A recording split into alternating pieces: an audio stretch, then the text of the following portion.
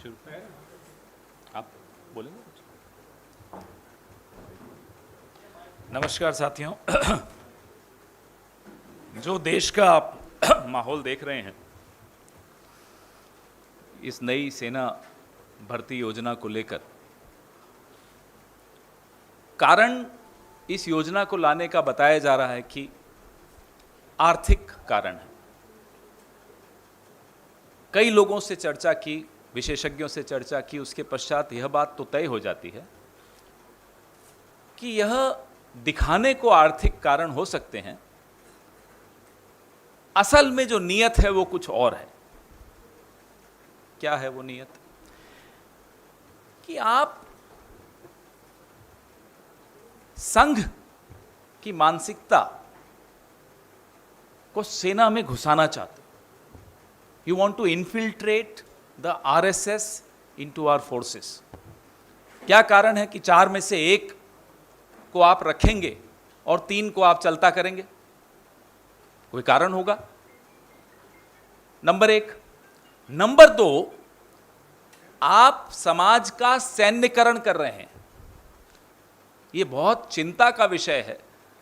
आप आए दिन देखते हैं, अमेरिका से खबरें आती हैं, स्कूल में गोलियां चल गई, मॉल में गोलियां चल गई। आप हर 4 में से 3 नौजवान, प्रशिक्षित नौजवान समाज में छोड़ देंगे। समाज की क्या स्थिति होगी? आप क्या चाहते हैं? हमारे नौजवान गैंग्स चलाएं? क्या चाहते हैं? आपकी नीयत क्या है? सोचा क्यों नहीं आपने? साथियों, जो डीमोनेटाइजेशन ने अर्थव्यवस्था का हश्र किया, यह डीमैनिटाइजेशन वही हश्र फोर्सेस का करेगी, सुरक्षा का करेगी। What the demonetization did to the economy, this demonetization will do to our security forces. 55,000 सैनिक हमारे हर साल सेवानिवृत्त हो जाते हैं। बहुत अच्छी तरह प्रशिक्षित होते हैं, काबिल होते हैं। अभी उनका काफ़ी वक्त बचा होता है जिसमें वो कुछ योगदान दे सकें। आप रीसेटलमेंट डायरेक्टरेट का आंकड़ा उठाकर देखिए, मात्र 2 से 3% को फिर से नौकरी मिल पाती है, बाकी बेरोजगार होते हैं। तो आप जो आज 55,000 प्रतिवर्ष रिटायर्ड सैनिकों को रोजगार नहीं दे पा रहे हो, ये क्यों वादे करते चले जा रहे हो आप कि ये भी दे देंगे उनको, उसके बाद ये भी दे देंगे उनको? आपने कब पुराना ट्रैक रिकॉर्ड तो देखिए, आप नहीं दे पा रहे। आप जिस तरह से योजनाएं लाते हैं, नोटबंदी में 50 दिन में 60 बार आपने परिवर्तन किया नीति में। 50 दिन में 60 बार। जीएसटी आप ले आए बिना सोचे समझे। 10 महीने में 376 changes in GST in 10 months. यह बताता है आपको कि बिना सोचे समझे मोदी सरकार किस तरह से नीतियां लाती है और सबके साथ खिलवाड़ करती है। जो काले कानून लाए थे, वो 1 साल तक आप जिद पे अड़े रहे, फिर आपको पीछे हटना पड़ा। सीएए 2.5 साल पहले आप लाए, आज तक आप नियम नहीं बना पा रहे हो, क्योंकि आपने बिना सोचे समझे एक दिन सुबह उठे और थोप दी एक नीति। अब ये जो अग्निपथ नाम की स्कीम है, पिछले 3 दिनों में 3 अलग अलग परिवर्तन आ चुके हैं। अभी 3 ही दिन हुए हैं। तो आप सबके माध्यम से हम फिर से गुजारिश करेंगे नरेंद्र मोदी जी से कि पहली बात, बिना सोचे समझे नीतियां थोप कर लोगों की जिंदगी के साथ, देश की सुरक्षा के साथ खिलवाड़ करना बंद कीजिए। दूसरी बात, जैसा कि मेरे साथी ने कल भी बताया, इस योजना को तुरंत वापस लीजिए। अब मेरे वरिष्ठ सहयोगी सांसद प्रमोद तिवारी जी से मैं आग्रह करूंगा कि वो अपनी बात रखें। धन्यवाद पवन भाई।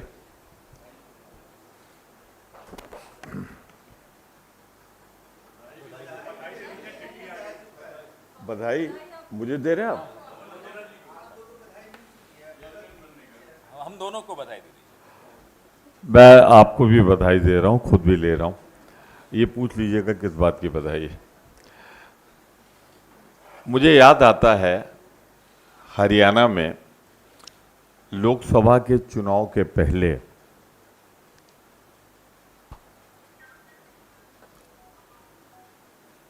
तत्कालीन मुख्यमंत्री गुजरात ने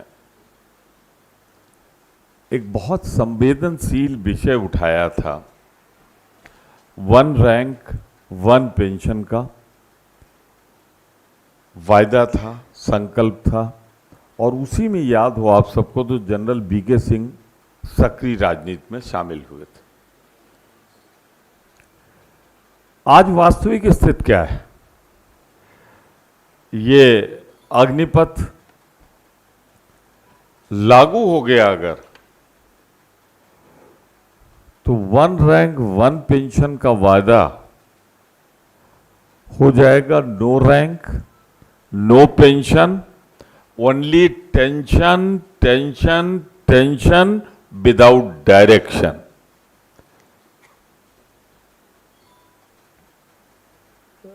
मैं कोई अपने ऊपर न ले, मैं तो अपने ऊपर ले रहा हूं। 70-71 साल 72 साल का आदमी तो दावा करेगा कि मैं देश सेवा कर रहा हूं। मैं तो राज्यसभा में हूं, बहुत ऊंचे पदों पर संवैधानिक बैठे हुए लोग 71-72 साल में देश सेवा का संकल्प ले रहे हैं चरणों में बैठ के। वो काबिल है कि देश सेवा कर सकते हैं, पर हमारे हिंदुस्तान का नौजवान 22 साल 23 साल 24 साल का भूतपूर्व हो जाएगा। मैं आपसे आग्रह करूंगा, एक साधारण प्रेस कॉन्फ्रेंस मत लीजिए इसे। देश की युवाओं को बचाने की आप सबसे भी अपील करता हूं। कल्पना कीजिए कि एक 71 साल 72 साल का आदमी कह रहा है कि हां मैं देश की सेवा करूंगा, और 22 साल 23 साल 24 साल 25 साल 18 साल में भर्ती होगा, 4 साल बाद 22 साल 23 साल 24 साल घर चला जाएगा और वो रिटायर्ड होगा। विनम्र आग्रह है, बचा लीजिए देश के नौजवानों को, और नौजवान नहीं रहा तो देश नहीं रहेगा। इसमें एक चीज जरूर मैं कहना चाहता हूं, इन नौजवानों का बलिदान क्यों हो रहा है? वित्तीय बचत कर ली जाए, यानी कुछ साधन पैसे बचाए जाए, यही तो है ना कहा जा रहा है। अरे तब कहां थे जब हमारी खरबों की संपत्ति हम दो हमारे दो मुट्ठी भर लोगों को 1,000 गुना कम उस पर बेच रहे थे। हजारों गुना संपत्ति हवाले की जा रही थी। रेल, खेल, तेल, जो दिख गया सामने ले जाओ।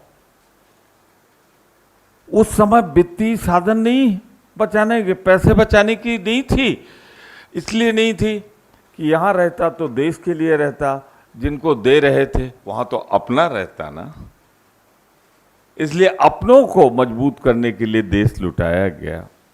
तो क्या वित्तीय बचत के लिए हम नौजवानों को शहीद कर देंगे? इसीलिए आजादी की लड़ाई लड़ी थी कांग्रेस ने, इसीलिए हमें दर्द है। पर आजादी की लड़ाई जिन्होंने नहीं लड़ी, जिन्होंने उस समय, मैं उनकी बात नहीं करता, उनके पूर्वज या उनके जुड़े हुए संगठन बहुत से विश्व युद्ध में अंग्रेजों के साथ हाथ मिलाकर लड़ने की बात कर रहे थे, वो आज इस देश के नौजवान को बेरोजगार 22, 23, 24 साल में बना दे रहे हैं। कल्पना करिएगा, 23 साल 24 साल 25 साल में बहुत से लोगों की शादी होती है देहात में। हम लोगों के यहाँ, मैं तो उत्तर प्रदेश का खास तौर से ये मसला रख रहा हूँ, राजस्थान का प्रतिनिधित्व करता हूँ, उत्तर प्रदेश से हूँ। मैं इसलिए रख रहा हूं कि वहां सड़कों पर युवा निकल पड़ा है, उसे नहीं मालूम कि उसका भविष्य क्या है, और उसका माँ बाप बेबस होकर देख रहा है कि जा रहा है मेरा बच्चा, और उस पर उत्तर प्रदेश में बर्बर लाठी चार्ज हो रहा है। अरे वो क्या मांग रहा है? संविधान प्रदत्त अधिकार, प्रधानमंत्री का वो बयान 2 करोड़ लोगों को रोजगार देंगे हर साल, 16 करोड़ को मिल जाना चाहिए था, वही तो मांग रहा है। उसे लाठियां मिलनी चाहिए। प्रधानमंत्री जी से मैं विनम्र अपील करूंगा, किसानों का आंदोलन 1 साल चला था, 700 हमारा परिवार का किसान शहीद हुआ था, तब चेते थे आप। अब कितने नौजवानों के बलिदान के बाद आप इसे वापस लेंगे? राहुल जी ने कहा है, ठीक कहा, इसे वापस लेना चाहिए। 700 किसानों की शहादत के बाद उसको वापस लिया था, इसमें कितने नौजवानों को शहीद करने के बाद वापस लेने का इरादा है? साफ करना पड़ेगा प्रधानमंत्री जी, तत्काल आज ही इसे वापस लीजिए। और एक बात मैं कह के हमारे काबिल साथी युवा क्रांति के जनक हैं, उनके हवाले करूंगा मैं। मुझे एक चीज बता दीजिए, अगर ये सोच समझकर सरकार बनाती तो जिसके लिए बनाती उससे बातचीत करके बनाती। अभी तो बच्चा पैदा नहीं हुआ, सर्जरी शुरू हो गई उसकी, पहले 21 साल अब 23 साल। पहले कहां थे अमित शाह जी? पहले क्यों नहीं कहा आपने कि हम 10% अपने यहां लेंगे? पर यह बोलने के पहले पैरामिलिट्री फोर्सेज में कहा है ना कि 10% लेंगे। जरा साहब रिकॉर्ड तो निकलवा के देख लीजिए, 600 का कोटा था, आर्मी का कोटा कोई पहली बार नहीं होगा एक्स आर्मी मैन का, और 6 लोग भी भर्ती नहीं हुए हैं। तो मैं एक बात कह के अपनी बात समाप्त करूंगा। चिंतित हूं मैं उत्तर प्रदेश के नौजवानों के भविष्य को लेकर, उत्तर प्रदेश को लेकर। अगर ये सोच समझ कर लाया गया होता तो क्या 4 दिन के अंदर इतने परिवर्तन करने पड़ते? ये तो युवा सड़क पर आ गया, लगा गलती हो गई तो रफू करो, रफू करो। राजस्थान का युवा सड़कों पे आ गया तो रफू करो। ये दर्शाता है कि पहले की तरह, जो बात कह चुके हैं हमारे साथी, अमेरिका की तर्ज पर ले जाने को देश का इरादा था, अब इजराइल की तर्ज पर ले जाने का देश को इरादा है। नौजवानों के भविष्य को हम चौपट नहीं होने देंगे, बर्बाद नहीं होने देंगे, क्योंकि अगर नौजवान बर्बाद हो गया तो देश बर्बाद हो जाएगा। मैं ये जरूर कहना चाहता हूं कि ये दर्शाता है कि बिना सोचे समझे किसी दबाव में अपने मालिकों को खुश करने के लिए सरकार लाई है। जैसे बेरोजगार नौजवान सड़क पर दर दर भटकेगा तो छोटे वेतन पे आ जाएगा, कम वेतन पे आ जाएगा, तो जो खरीद के ले गए हैं उनके चलाने के लिए उनकी भी तो मदद हो जाएगी वित्तीय। बस सिर्फ आप सबसे विनम्र अपील करते हुए इस देश को बचा लीजिए, पत्रकारिता से, पत्रकारों से, नौजवान को बचा लीजिए और इस पर जमकर खड़े हो जाइए। देश कमजोर हो गया, नौजवान नहीं रहा तो फिर देश भी नहीं मजबूत रहे।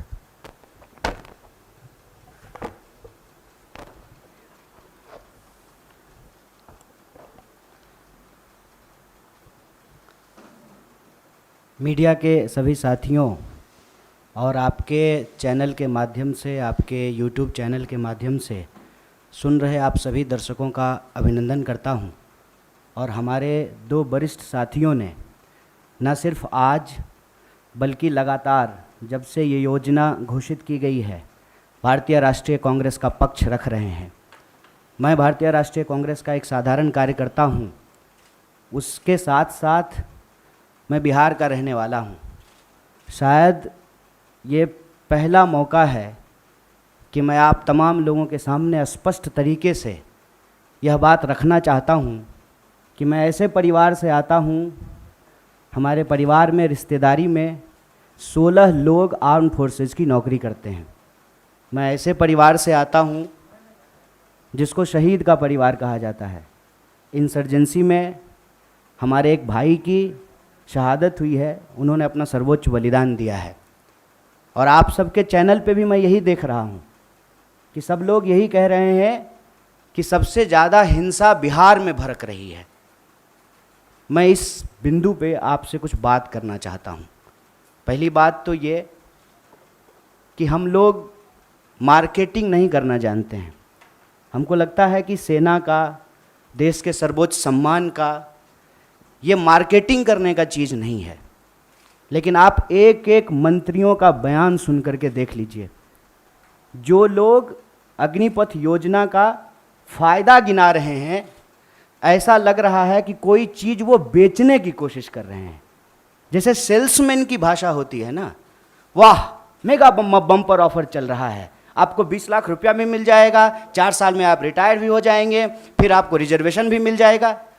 इस भाषा की मानसिकता को समझने का प्रयास कीजिए। ऐसा लगता है कि रेलवे स्टेशन के बाहर कोई चूहा मारने की दवा बेच रहा हो। साहब, आप मंत्री हैं, आप सबसे पहले देश की जनता को ये बताइए कि इस योजना की ज़रूरत क्या है। हर साल जब 50,000 से ज़्यादा भर्तियां और नियमित भर्तियां, जिसमें टीए भी है, डीए भी है, पेंशन भी है, सेंट्रल स्कूल में एडमिशन का भी प्रावधान है, रेलवे का भी टिकट मिलेगा, हवाई जहाज़ का भी टिकट मिलेगा, और अगर सर्वोच्च बलिदान आप देते हैं, आपको शहादत होती है, तो आपके परिवार का भी ख्याल रखा जाएगा। इन तमाम बातों को छोड़ करके मंत्री कह रहे हैं कि आपको 20 लाख रुपया मिल जाएगा इस उम्र में। ये वही भाषा नहीं है कि प्रधानमंत्री जी बोले थे कि काला धन वापस आ जाएगा तो आपके खाते में 15 लाख रुपया मिल जाएगा। मिल गया क्या 15 लाख रुपया? जिस खाते में 15 लाख रुपया मिलने वाला था ना, उसी खाते में 20 लाख रुपया भी मिलेगा। इस मानसिकता को समझने की ज़रूरत है, और इसीलिए हम लोग इस योजना की ज़रूरत पे सवाल उठा रहे हैं। जब देश में एक नियमित भर्ती प्रक्रिया है, 2014 में देश बना है, उससे पहले क्या आर्मी में लोग बहाल नहीं होते थे? क्या हमारे पास जो एक प्रक्रिया नहीं थी, उस प्रक्रिया को ख़त्म करने का कारण क्या है? तब सरकार के कुछ दावे बताए जा रहे हैं। दावा क्या है? दावा ये है कि हम चाहते हैं कि हमारे देश के नौजवानों को रोजगार मिले। ये तो आप चाह रहे हैं, ये आप वादा भी कर चुके हैं कि हर साल आप 2 करोड़ नौकरी देंगे। उस 2 करोड़ नौकरी को छोड़ करके पीएमओ ने अभी ट्वीट किया कि हम 10 लाख रोजगार देंगे। साहब, अगर आप रोजगार देने के लिए सीरियस होते, 28 लाख पोस्ट जो हैं वो सिर्फ सेंट्रल गवर्नमेंट में रिक्त पड़ा हुआ है, और आप स्टेट गवर्नमेंट में जाकर के देख लीजिए, भर्तियां नहीं की जा रही है। हकीकत क्या है? हकीकत ये है कि ये असली बात देश की जनता से छुपाना चाहते हैं। असली बात क्या है? आप सब लोगों को याद है कि जब नोटबंदी की गई तो यह दावा किया गया कि इसके बाद नक्सलवाद समाप्त हो जाएगा, आतंकवाद समाप्त हो जाएगा। कल ही जो है एक सब इंस्पेक्टर की फिर से टारगेटिंग किलिंग की गई है। नक्सलवाद की घटनाएं हो रही हैं, आतंकवादी घटनाएं लगातार हो रही हैं। अगर नोटबंदी करने के बाद आतंकवाद समाप्त हो जाता तो पुलवामा की घटना कौन करके गया है? कैसे पुलवामा की घटना हुई है? तो ये दावा करते हैं। जब उस दावे का आप पड़ताल करेंगे तो आपके ऊपर ही आरोप लगाना शुरू कर देंगे। एक व्हाट्सएप मैसेज घूम रहा है जिसमें कहा जा रहा है कि जिस भी योजना का कांग्रेस विरोध कर रही हो, ऐसा आप मान लीजिए कि वो योजना सही है। कांग्रेस के विरोध करने से आप चलते हैं? आप सत्ता में बैठे हुए मोदी जी, आपके ऊपर देश की जनता ने भरोसा किया है। विपक्ष के भड़काने से लोग भड़क जाते, विपक्ष की कही हुई बात लोग मान लेते, तो प्रधानमंत्री मोदी जी होते। इस देश के लोगों ने मोदी जी के ऊपर भरोसा किया, और मैं याद दिलाना चाहता हूं कि ये वही नौजवान हैं। ये उस वक्त हिंसा नहीं किए जब इनके माँ बाप हजारों किलोमीटर पैदल चल करके अपने घर गए। ये वही नौजवान हैं, ये तब भी हिंसा नहीं किए जब उनके परिवार को ऑक्सीजन नहीं मिल रहा था और वो तरप तरप करके जान दे रहे थे। ये तब भी हिंसा नहीं किए जब आपने हर साल 2 करोड़ नौकरी नहीं दी। मैं देश की सरकार से, भारतीय राष्ट्रीय कांग्रेस की तरफ से यह अपील करना चाहता हूं कि ये कोना कोना कौन कोना सोतली पुतो कोना खेलना बंद कीजिए।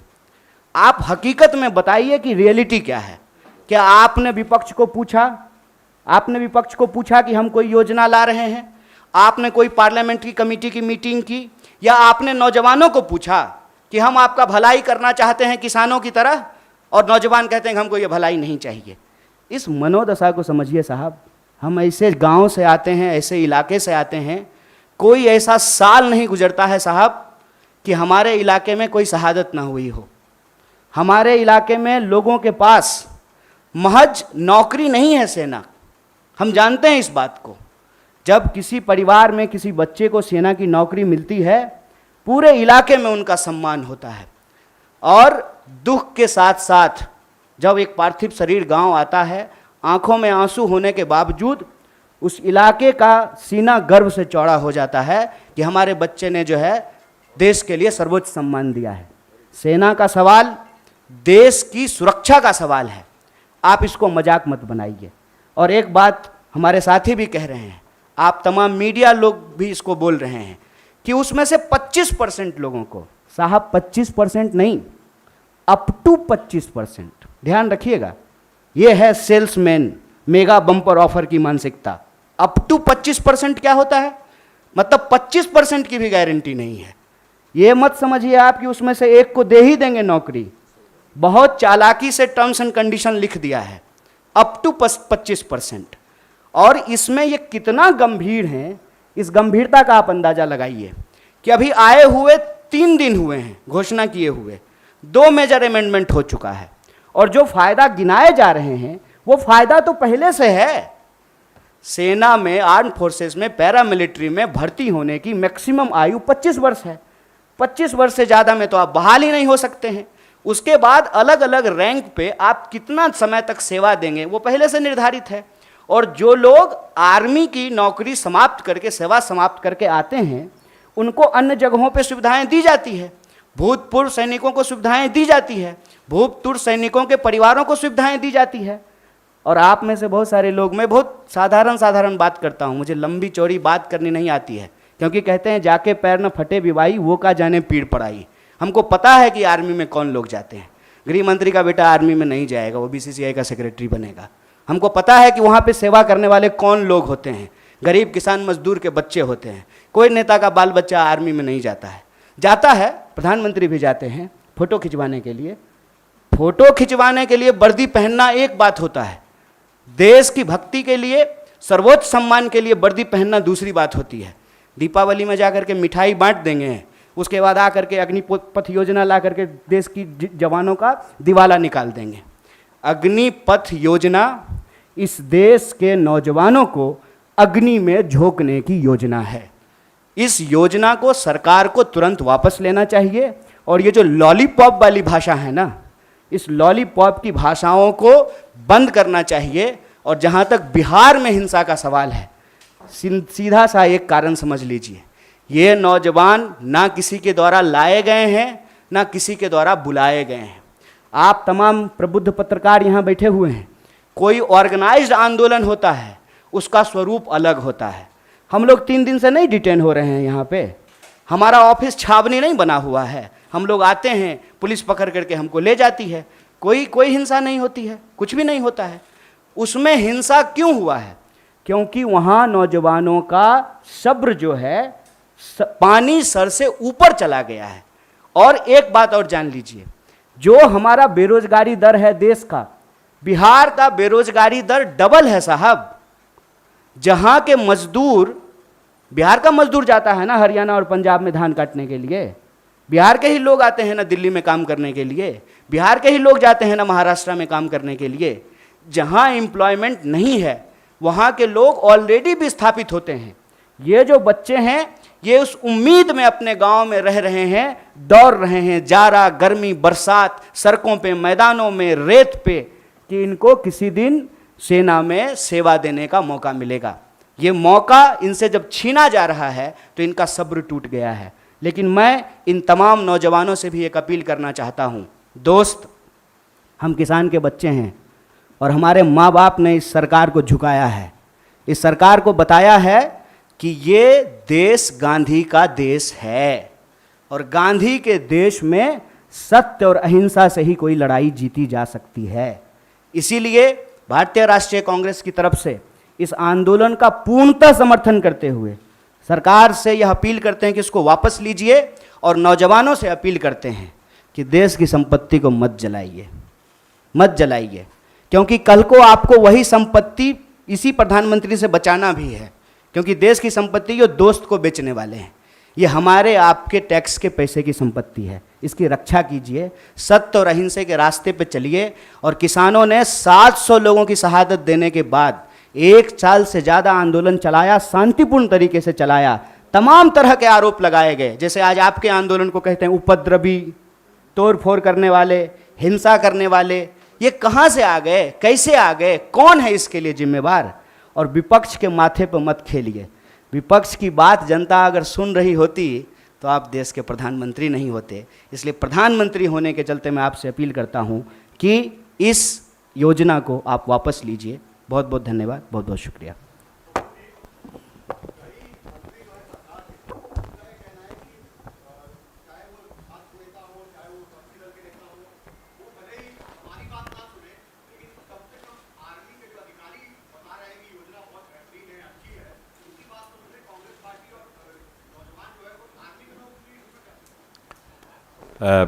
जो विक्रांत जी ने सवाल पूछा है उस पर मैं बहुत ही विनम्रता पूर्वक एक ही बात कहना चाहता हूं। भारत सरकार के गृह मंत्री ने कहा है कि हम अप टू 25% जैसा हमारे साथी ने कहा है नौकरी देंगे। मैं जानना चाहता हूं जहां जहां आर्मी के एक्स आर्मी का रिजर्वेशन था आज तक वो तो भरा नहीं गया, तो कैसे हम आपकी इस बात पर विश्वास कर लें? 2-8-16 करोड़ तो हो ही गया लोगों को रोजगार मिलना। सच्चाई है कि 47 साल की सबसे बड़ी बेरोजगारी मोदी सरकार की देन है, ये तथ्य आपके बीच में है। आज सबसे बड़ी अगर बेरोजगारी है तो जिन्होंने दिया है उनकी इस बात पे मैं आर्मी ऑफिसर्स को किसी भी हालत में हम सम्मान करते हैं देश की सेना का, उनके बयान पर नहीं जाना चाहते और ना उनके बारे में कोई कमेंट करेंगे।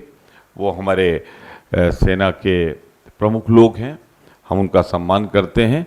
पर इतना जरूर कहना चाहता हूं, जितना मैंने चैनल्स में देखा है, किसी ने ये गारंटी नहीं दी है कि जो 75% निकल रहे हैं उनको हम संभाल लें। उन्होंने कहा है हमारे पास जो 25% आएंगे वो तो 25% प्रशिक्ष होंगे, आर्मी में होंगे, लेकिन 75% के बारे में किसी आर्मी के प्रमुख ने, एयरफोर्स के प्रमुख ने, नेवल प्रमुख ने कोई गारंटी नहीं दी है।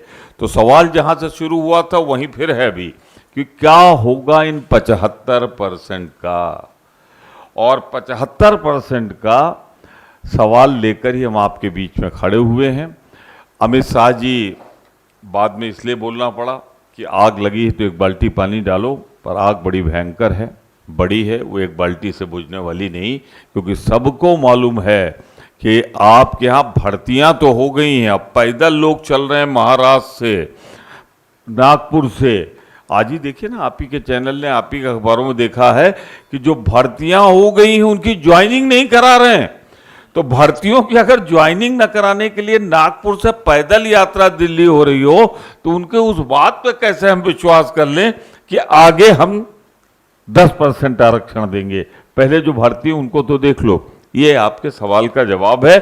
एक चीज स्वर में स्वर मिलाते हुए अपने साथी का, हमारे इंचार्ज का, नौजवान हमारे लिए बहुत कीमती है, बहुत कीमती। उनकी जान बहुत कीमती, वो भारत माता की संतान है। उनसे एक ही आग्रह करूंगा कि सरकार को जितना हम जानते हैं उतना शायद अपने अनुभव के आधार पे आप नहीं जानते।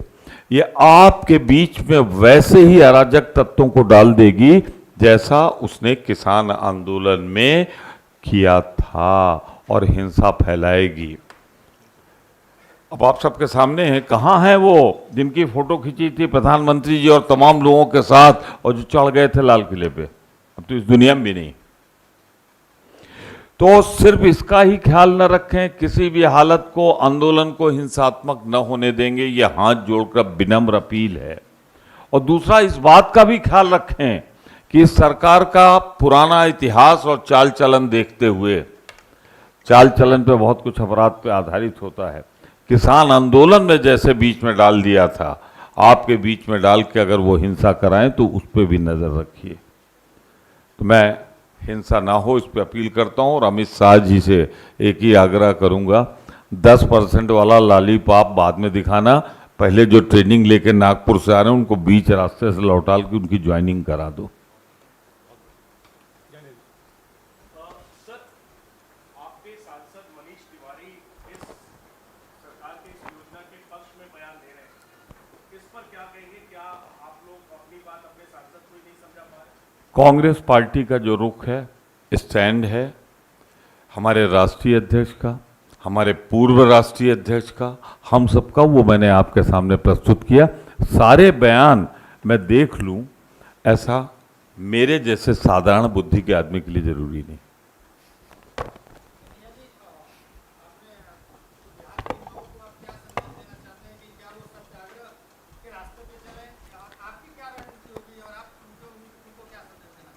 देखिए, हालांकि ये जो है ना, मैं देख रहा हूँ कि टीवी मीडिया रिपोर्टिंग में और कई जगह इस बात को बार बार हाईलाइट किया जाता है कि बिहार में आंदोलन हो रहा है।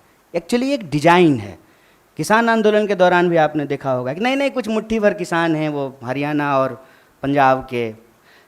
अगर मुट्ठी भर थे तो वापस क्यों लिया? और अगर सिर्फ बिहार का मसला है तो नागपुर से लोग जो है पैदल क्यों आ रहे हैं दिल्ली की तरफ? तेलंगाना में घटना हुई, झारखंड में हुआ, राजस्थान में हुआ। तो ये एक देशव्यापी सवाल है। ऐसा नहीं है कि किसी एक राज्य से ही लोग सेना में भर्ती होते हैं, हर राज्य से होते हैं। बिहार का जहाँ तक मसला है, मैंने आपको कहा कि राष्ट्रीय बेरोजगारी दर से बिहार की बेरोजगारी दर दोगुनी है और वहाँ पे काम के लिए विस्थापन करना, दूसरे राज्यों में काम करना, ये दशकों से ये समस्या चली आ रही है। मैं मौजूदा सरकार को जिम्मेवार नहीं ठहरा रहा हूँ। इसकी वजह से क्या हुआ है कि जो एक आखिरी उम्मीद कहते हैं नौजवानों का कि हमको सर्वोच्च बलिदान देने का मौका मिलेगा, सेना में सेवा करने का मौका मिलेगा, और बहुत कुछ निर्भर करता है साहब। मैं बहुत सारी चीज़ें बोलना नहीं चाहता हूँ। नहीं होगा ना आर्मी में भर्ती तो ब्याह नहीं होता है, आप जान लीजिए ये बात। और 4 साल में रिटायर होकर के आ जाएगा तो कौन ब्याह करेगा जी? ये बहुत बुनियादी सवाल है, समझिए इस बात को। एक लड़का सिर्फ नहीं जाता है आर्मी का नौकरी करने के लिए, पूरा का पूरा परिवार, पूरा का पूरा गांव उससे सम्मानित होता है। अगर ऐसा नहीं होता तो क्यों शहीदों का जो है गेट बनाया जाता है? ये हमारा एक व्यक्तिगत पेन है साहब, इसीलिए हम लोगों को दुख हो रहा है। और ऐसा नहीं है कि हम इस सवाल पे निकले हैं। अभी रेल मंत्री अपील कर रहे हैं। ये रेल मंत्री तब कहाँ थे जब रेलवे की भर्ती में गड़बड़ी आई थी? याद कीजिए, तब भी बवाल हुआ था। तब रेल मंत्री आकर के बोले, फिर उस योजना को वापस लिए। तो बेसिकली क्या है ना कि प्रधानमंत्री जी खुद को समझते हैं डॉक्टर डैंग और हम लोगों को समझते हैं पिंजरे में बंद चूहा।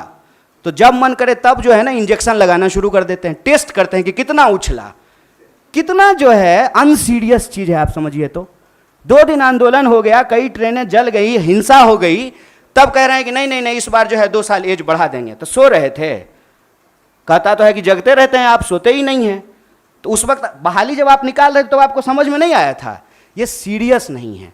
दूसरा बात है कि झूठ बोलते हैं और सब मंत्री लोग को लगा देंगे कि तुम जरा प्रोडक्ट बेच करके आओ तो ले लो, खरीद लो, बेच लो, फायदे फिर। अरे क्या मानसिकता है ये? आप देश चला रहे हैं ना, देश की वस्तु स्थिति बताइए। आप बताइए कि आर्थिक हालत ये है कि ऑलरेडी अमेरिका रिसेशन अनाउंस करने वाला है और आप नोटबंदी के बाद रिजर्व बैंक का जो रिजर्व पैसा है वो निकाल लिए हैं 8,500 करोड़ का विमान खरीदने के लिए। और ठीक कहा ना इन्होंने कि 71 साल में ये देश सेवा करने का दावा कर रहे हैं। मैं प्रधानमंत्री को कुछ बोल ही नहीं रहा हूँ। हाँ न, मैं तो ले सकता हूँ, मैं डरता थोड़ी हूँ। हाँ वही कह रहे हैं, क्यों नहीं ले सकते हैं कि आप सेवा कर सकते हैं और हम सेवा के लायक नहीं हैं। और उस ड्रोन का क्या हुआ जिससे वो कहीं देश में गड़बड़ी देख लेते हैं ड्रोन से आजकल? तो ड्रोन क्या था, छुट्टी पे था कि उसका बैटरी खराब हो गया था? क्यों नहीं ड्रोन भेज करके देख लिए कि क्या हो रहा है देश में? बात यह है कि ये जानबूझ करके हिंसा भड़काते हैं। मेरा इस बात पे जोड़ है और वो इस बात को अपने व्हाट्सएप के इको चैम्बर से फैलाते हैं कि मोदी जी का अवतार इस देश का भला करना चाहता है। और ये जो बिका हुआ विपक्ष है वो चाहता ही नहीं है कि इस देश का भला हो। देखिए, मोदी जी किसानों का भला करना चाहते थे, किसान को भलाई लेने ही नहीं दिया। अब जवानों का भला करना चाहते हैं, ये जवानों को भलाई नहीं लेने देना चाहता है।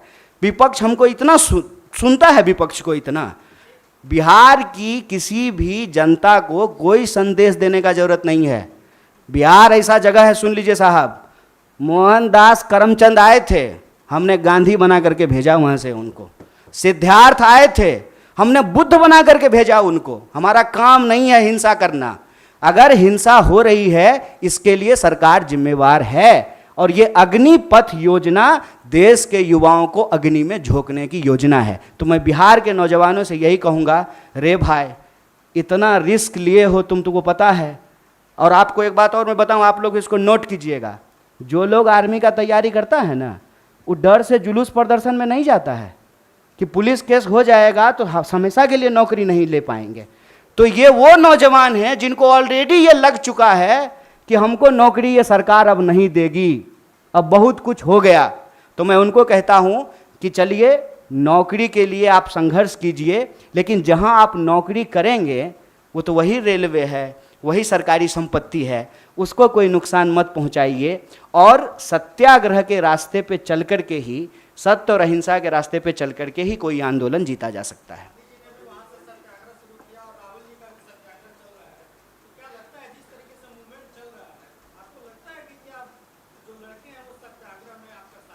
देखिए, हम ज्योतिषी तो नहीं हैं और ये किसी को नहीं लग रहा था कि किसान आंदोलन के बाद जो है कृषि बिल वापस होगा।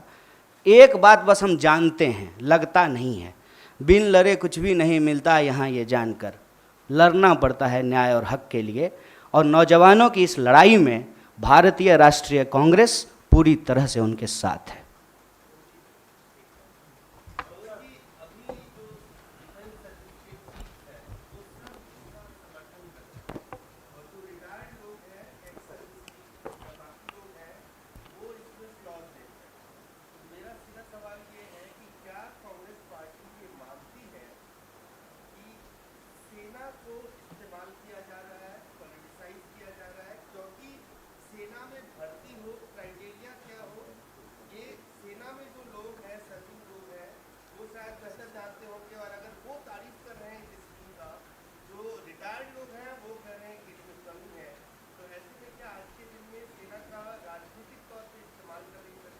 मैंने बहुत विनम्रता से पहले भी कहा है और दोहरा रहा हूँ, मैं सेना का सम्मान करता हूँ।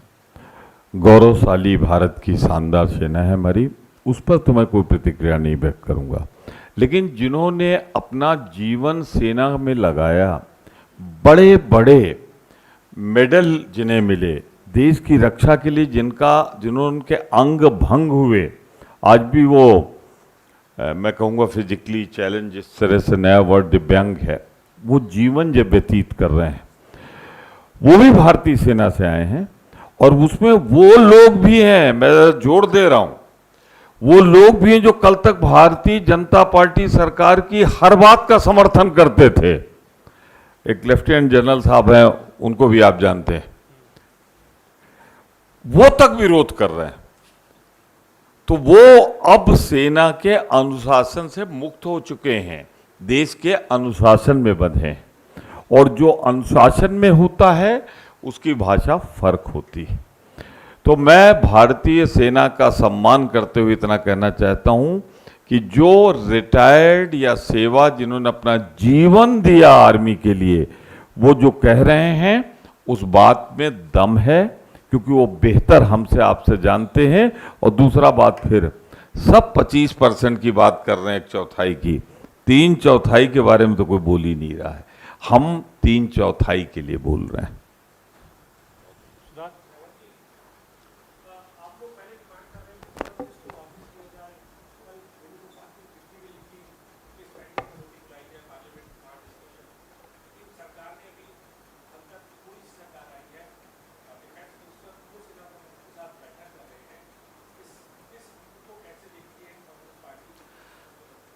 कोई भी नीति लाने से पहले इस देश में एक प्रक्रिया है।